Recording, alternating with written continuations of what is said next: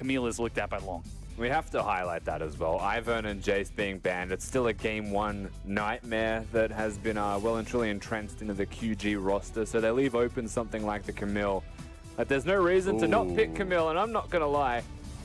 I understand this, but I hate this. Ooh, picking away the Kazakhs here. That's a big Who doesn't pick Camille? I don't understand it. That's a really big shift. And it comes down to Chagu. They had a massive balls and letting that all open. Look at the red side fans. They were shifting for something. They were looking for it. And so it just seems like for whatever reason, Vici are saying, you know what? We value the Kazakhs pick over all else. Even though Elise is open, they somehow still give away Camille. So I'm going to be looking towards Long and wondering what he picks into this. We've seen some Poppy into the matchup. We've seen Shen into the matchup. Shen and Kazakhs is fair. Like, they can look towards the top lane counter pick, but QG are on the red side, and that makes sense. So yeah, a little harder in the second phase. They should just end up banning top laners here. Yeah. You can see Doinby's very excited about the fact that his Rise has been taken away. Varus actually makes it through. Oh, there we go. You were talking about the priority of getting that winning AD carry lane. What better way than to take that armor penetration Varus? Varus definitely does stand out as probably the best AD carry, even in patch 7.1 for what he actually does, to the point where he's banned more often than not. Wait a minute. Avoiding that. You set me up. We'll get back to it. That was literally, that was a 1 second change. Go towards a first phase pick of Bard. I don't understand it. Even Thresh was actually still left open too. They just, for whatever. Also got the Cassiopeia targeted towards Doinby. I got to admit, I'm looking at Xiaogu and I am vastly confused. Ooh, I'm just looking towards Long and wondering what he's maybe a Poppy. That's like, you have a is the word for it. Oh, that's no fun. Okay, there we go. The classic Karma mid lane, the Doinby special. I am going to run around and empower my jungler to do cool things.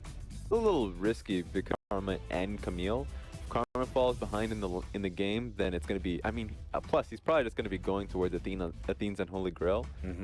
Then you're essentially putting the game onto Cobb. His trading pattern, kind of obnoxious to deal with. So just the fact that he's just going to be stacking up a few rings, and he's going to be doing. Camille actually looks to lock him down with ult. He's just going to flick him right out of it. We've seen a couple of interesting differences as well. Flandre playing the Singed one that you can do it, but overall, yeah, that's where he's going. And he's also maxing the Q out, so he'll be doing a lot more damage in general, not going for the cooldown on the E. Yeah. So less grapples. Doinby trades back on the Easy Hoon as Courage of the Colossus soaks just a bit, but Clid is not done just yet. He's pinged out by a ward that spotted him on the top side of that mid-river. And you can even see Hatong is being available. I'm just looking towards Long and wondering what he's actually going to pick as bottom lane with the Jhin. A big difference between the two Elises from games 2 and 3 is actually no mobility boots. He's gone for the skirmishes, and they've got Bengi. Bengi, can they catch him before he leaps over the wall? Flash! What are you doing, Hatong? As he leaps in, Clid is actually taken relatively low, and that's the attack. Doinby tries to get in there. Clid is running away, trying to cut it forward. Secures that one. Now Doinby is left in the back as Kabe gets there first. Clid almost certainly going to go down to the Devourer. Hatong just auto-attacks to finish it up, but that means that they were able to get it. Kabe gets the Hextech ultimatum. Hatong has got nowhere to go, gets flung away by Long, and it is 6-2 Xiaogu. That's a 3-0 Camille running around Summoner's Rift. I actually believe Hatong's trolling, because Bengi jumps to the wall to get devoured by the Tahm Kench, and instead of the wall. Yeah, because you can do that, and instead of actually devouring and saving him, Hatong flashes in and says, "Let's go, boys, time to fight." Yeah. Cloud now immediately turns on to Endless. That's exhaust, but Flash now burned in answer.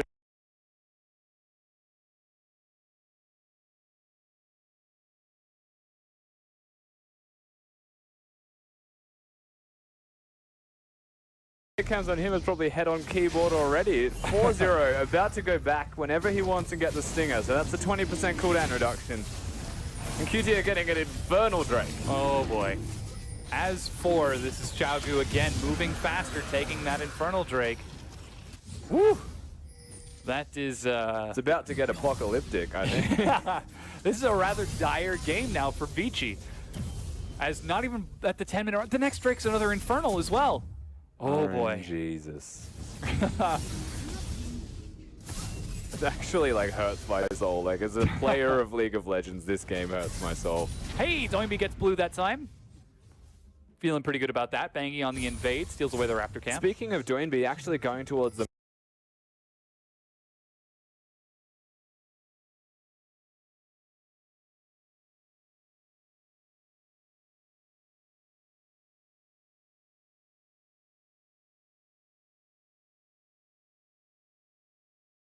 Morello's build. So going much more of the damage route, not rushing Athene's Unholy Grail. So he wants to keep up with the wave clear and pressure that EasyHoon can place down.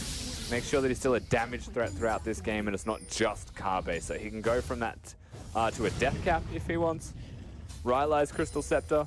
Doinby's actually roaming down towards the bottom right now. We'll have to check in on his item build later as he looks to expand upon those items by getting a gank. Tempered Fate.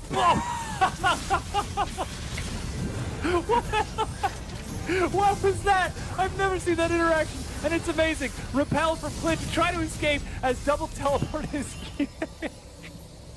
There was no animation. No, it was inside the belly, and so the golden toad actually spat out Ash. Just popped out. Yeah, so he actually lives. And again, the Ash Tahm Kench combo is really good at surviving these ganks. Already highlighted this. Tahm Kench could be QG's weakness. That's a good example of it. It's like somebody dropped a Russian nesting doll and another one just pops out. Okay. Oh, I'm so glad I got to see that happen. I was just wondering the same thing. I wonder if you can devour someone while inside of the Tempered Fate. And we saw it happen. All right, 10 minutes in. Okay, we can do this. There's still like a good 30 minutes left of this game. I know it. I can feel it. Feel it in my bones. Bengi also looking towards the bottom side of the map. The priority seems to lie where the Jhin and Bard are, not having a lot of things available in their kit. That's not unsurprising. I would also actively avoid the top side of the map if I was Bengi. I have no idea why. I couldn't give you a reason as to why, but... As a professional analyst, it's just... can't quite. There's something about this side of the map that would make me actively avoid it if I was Bengi. I've got it. Rift Herald. Yeah. Really want to stay away from that Rift Herald. Absolutely nailed that in one. That is sarcasm. Because you know there's somebody who's going to be like, what? Why Rift Herald? Why?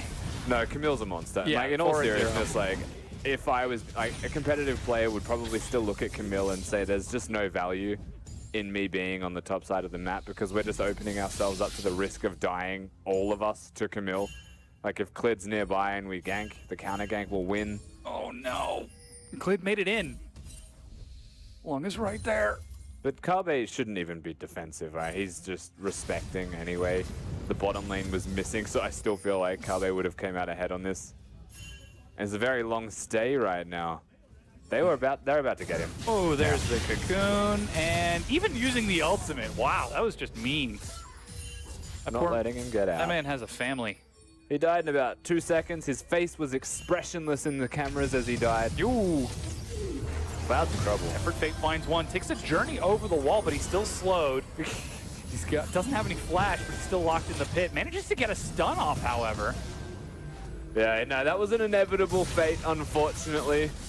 Turning people gold only slows it down if the journey's not going to get you somewhere safe. But yeah. He could have perhaps changed the journey to go into the jungle where the explosive plant was, perhaps played a little bit coy with Vici, but the end result is still this top lane turret in the first one of the game. Yeah, take a look at that gold. Oh my god, that gold difference. That's a 2,800 gold lead. Oh my god. Over his opponent. That's a full item. Meanwhile, jungle, fairly even mid lane, a 1,200 gold lead for Doinby. He's 2,500 gold ahead and Sin has 2,500 gold. And he's got Dark Seals. He's so inefficient. 2 levels. But he's cinched. That's the Trinity Force. I hope you're ready for that Trinity Force. 12 minutes in the game. He's about to go to another lane, and this spillover is actually, like, colossal. Oh, yeah. Trinity Force straight up at the 13-minute mark. Doesn't have teleport, though. And 2 long swords and boots, and a control. Like, oof. If that's not the left-right good night of items, I don't know what is. 1-2 punch. Left-right good night. Doinby flash snares onto Bangy. Curtain call. Wow. The Tong shows up with the Abyssal Voyage to save Bangy just in case, but so far he's just taking the hits to make sure he stays alive. Yeah, Hetong super tanky on that Tahm Kench, has the grey health, so he's able to waddle to safety and most importantly keep Bengi alive. So that was actually a really good use of the ultimate there from Hetong. He has shown up as a decent support, I will say, so far. In his first split, I believe, in that role. Definitely showing that he's capable of keeping P and the other carries of his team, EasyHoon namely, safe in these times of need. One cool thing, I guess, is that he's been with Vici for such a long period of time. Like, he was the main mid laner for the team, then he got benched, and he's still here. That's tenacity at its finest. Indeed. He is the mercurial treads of items. As Infernal Drake is up in 12 seconds. You use the phrase, nobody uses the phrase tenacity or like tenacious in casual conversation. I love that band. Yes. I hear there's a great tribute to him. That was the driest delivery. I actually appreciate that. But the Infernal Drake is up. And Temper Fate. Oh, it's going to happen again. Yes. Oh, God. Hetong's dead, though. I love that interaction so much. Woo! Okay. The lack of animation is really what just sells it. That's so fierce. The second Infernal Drake, though, Dom, so that's 16% of the stats. Whilst we're admiring that someone can get spit out whilst he's golden, this is still quickly becoming even more dangerous. That's the weakest magical journey I've seen. That's the fun journey. The where you get off on the highway to get back on, to get off, to get back on, and you just keep looping. Oh, like, he missed. Yeah, there he goes. And that should be a dead singed. Yeah. Whoa, meanwhile, Clid is going very greedy over here. Doinby tries to save him and will be able to get the slow. EasyHoon's continuing to chase, but is slowed again. Doinby has got super low cooldown on this. Yeah, has the max cooldown reduction build, I believe, if we include his runes. That'd be closer to that 40% now. And Doinby's a monster. Clid gets out alive as a result of that, thankfully. And meanwhile, Hetong's 1v1 in Candy 7. Trying to here. Oh, he's got Endless is there as well. Flash is, in fact, used in answer for that exhaust. Okay, yeah. That was good. Hetong's still making plays. He's probably the only person on Summoner's Rift. Still down about 9 CS, 1 and 2, 16 minutes. Has only just now completed his Rod of Ages. With the recall that he's currently on right now. Picks up Merc Treads and goes for that Amplifying Tome. Escabe's found him again. Doesn't chase up to him though. I was watching LCK. I believe it was a Freak of Freaks, and they were on blue side. And they didn't ban Camille, and they didn't first pick Camille, and the red side picked it. And you want to know what happened to that game? Camille won? The red side Camille definitely won, and I'm starting to see a very obvious trend. It's a super obvious trend. There's a reason the champion's meant to be banned and has 100% presence in every competitive game, whether picked or banned. It just shouldn't be here. On patch 7.1. And 2, if it has been played. Yeah.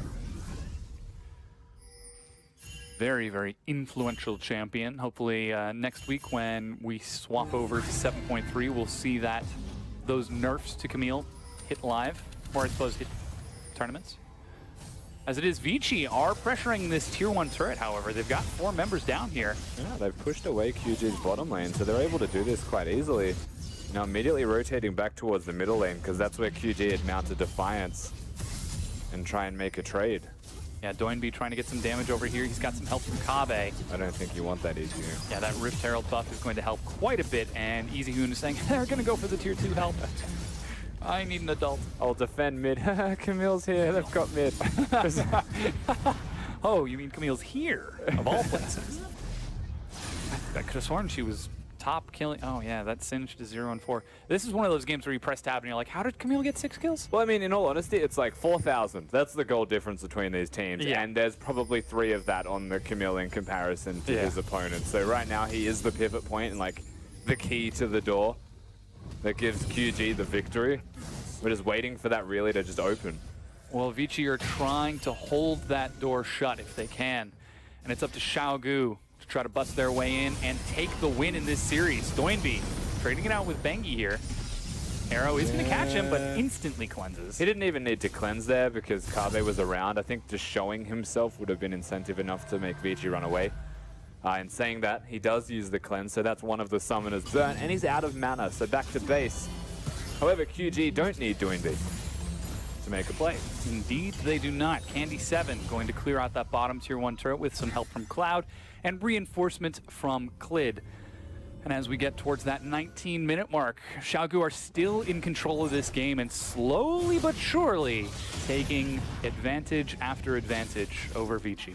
I mean, if you're Vici, you'd be very thankful that in 2 minutes the next Drake's not another Infernal. Oh, yeah. That's the one big takeaway that they've got at the moment. And they're just holding on. This roller coaster ride has to stop somewhere.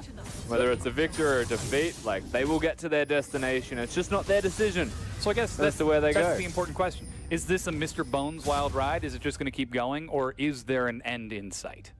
Can they wait out long enough? There is a bad ending in sight. As for if they can find a positive result in this game, that's not visible. It's certainly going to be tough. As Endless, this time he's the one who is going to be saved by Hatong. It's traded over. Yeah, looking for it. Use it. Hanging on. For some reason. Did he forget he has it? He did just buy it, so that's always possible. But in saying that, I mean, it was QG making the plays. There he goes. Oh, that it is. Whoa, Bengi chases forward. Doinby immediately flashes to get away. Whoa. That's the curtain call. Bengi eats a lot more, is consumed by Hatong, but Hatong has got no help. EasyHoon in the front tries to turn it around, but will be dropped by Xiaogu as they continue to pressure forward onto this tier 2 turret. There they go Doinby again. Follows up. Kabe assassinates Endless. And the tier 2 falls. Even the cameraman freaks out a little bit there as they make the pick. Once again, QG now at 20 minutes are looking at going straight to the Baron buff. EasyHoon and Endless are dead. It'll require a miracle from Benji. It's 3 control wards. Oh boy. That's 4 control wards. They got control of the area. Hatong is there. And he's brought Bengi as well. Leaps over the wall like No nothing. way! He stole it. Bengi actually stole the Baron. And Xiaogu, look at all the vision they have. They should have seen it coming. That's really tragic. I mean, we get to see the fight again. And this is still a good fight for QG, so we'll go through this one instead. Let's talk about the positives. Bengi gets saved by Hatong, but Kabe's the big deal, and it's EasyHoon who, like, as Ryze, again, you want to be facing your opponents, doing as much consistent damage, and Camille will negate that as, unfortunately, after this turret, they just start clowning. But again, the flash play out of Camille, you can use that hook and flash to increase the range, just like a Gragas body slam. But the range difference between a Gragas body slam and Camille is like an extra 400 units at least. Enormous. And then with the follow-up, I mean, you mentioned the fact that Hatong is playing excellent right now, bringing Bengi right up outside of the pit, getting just outside of range, letting him leap over and flash in, and Bengi showing, hey, remember that being one of the best junglers in the world? And it's not a big deal that he stole the Baron, really, like in retrospect, a Baroned up team, and Vici will use the minions to ensure that they're not fighting them for at least the 3 minutes. As Bengi gets sick of killing control wards, that's just a pain. I am bored of this. I attack too slow for this, and I don't get paid enough. All right, here we go. There we go. All right, round 2. He has to work himself up to it. Like, there he goes. Hatong is like, but the ward gold is like the support's job. He just cleared like 120 gold worth of control wards for his troubles there. Like, that guy was earning. That was more than a major buffies in the jungle. Xiaogu just donated over the remnants of their, I guess, pride. Well, it means he made 420 gold in the steals the Baron and gets the 4 wards. However, Xiaogu, despite having the Baron, seem to be ignoring that fact and are sieging this bottom tier 2. Long shoves up top, now completing his recall. Nope, he's going to keep going, looking for the tier 1. As the Baroned up minions are cleared away, this large minion wave should help them just a bit. It's taken a long time. The turret will go down eventually. Like, he's got the Baron empowerment, and the minions, the melee minions will take at least 4 hits to die. So this will go. And they'll still trade, relatively speaking, which is very handy for Vici. Of course, utilizing the Baron buff in at least a somewhat equal way. But they're just waiting for that buff to end, if you're QG. Yeah. The moment it dissipates, they can strike. And I'm sure that they are ready and waiting. Oh yeah, they've got their control. They've got, yeah, do they? Let's see. Oh yeah, 1, 2, 3, 4, 3. Okay, not as many as last They're time. actually like item spacing blocked at the moment. Yeah. So at this stage in the game, Candy7 might even want to sell a Doran's Blade and get control wards. The jungler is able to get one, but even Camille can now because he's just completed an item, but up until this point it actually wasn't realistic. This is a bit of a question that I have. So for Candy7, you can see he's got the biscuits.